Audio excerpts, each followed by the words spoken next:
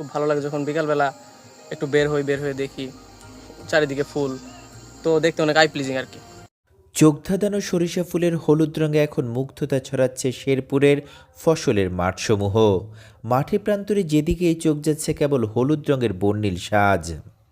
দিগন্তজোড়া মাঠে এখন কেবলই হলুদের সমারোহ। স্বল্প সময়ে অল্প খরচের মধ্যে সরিষার উৎপাদন বেশি হয় বিধায় কৃষকও ঝুঁকছেন এর আবাদের দিকে। উপজেলা কৃষি অফিসারের সূত্রে জানা যায়, চলতি মৌসুমে শেরপুরের শ্রীবদ্দী উপজেলাতে সরিষা আবাদের লক্ষ্যমাত্রা নির্ধারণ করা হয়েছে 4,244 হেক্টর জমি। অল্প খরচেই সরিষা বুনছি, ভালোই দেখা গেতেছে সরিষা। তে বাজার যদি ভালো থাকে আমরা আশা করি আমরা লাভবানই হব। এবার এই উপজেলাতে বাড়ি 14-17 বিনা চার এবং স্থানীয় জাতের সরিষা আবাদ করা হয়। প্রতি বছরই শ্রীবদ্দীতে সরিষা আবাদ দিন দিন বৃদ্ধি পাচ্ছে। বিভিন্ন এলাকার ফসলের মাঠ ঘুরে দেখা গেল এমন দৃশ্য। কম খরচে বেশি লাভের আশায় কৃষক বোরো ধানের জমিতে আগাম ফসল চাষ করে অতিরিক্ত মুনাফা ঘরে তুলছেন। প্রাকৃতিক দুর্যোগ না হলে এবং চাষের পরিবেশ অনুকূলে থাকলে সরিষার বাম্পার ফলনের আশা করছেন স্থানীয় চাষিরা। আমি 5 কাঠা জমি সরিষা আবাদ করছি, এখন ভালোই দেখা যাচ্ছে। যদি বর্তমান না থাকে তাহলে সরিষা আবাদ খুব ভালো হবে।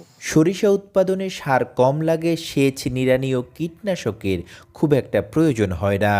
এছাড়াও সরিষা আবাদের ফলে জমির উর্বরতাও বৃদ্ধি পায়।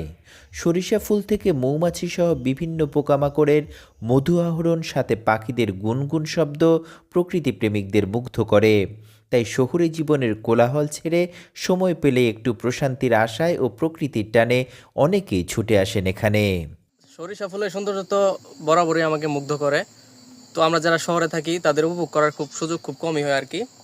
তো কিছুদিন থেকে বাসায় আসছি, তো এবার এসে যেটা দেখলাম যে বরাবর সরিষা আবাদ অনেক বেশি হয়। উপজেলা কৃষি অফিসার সাবরিনা আফরিন জানান, আমন ধান কাটার পর সেই জমিতে সরিষা চাষ করে কৃষক লাভবান হতে পারেন।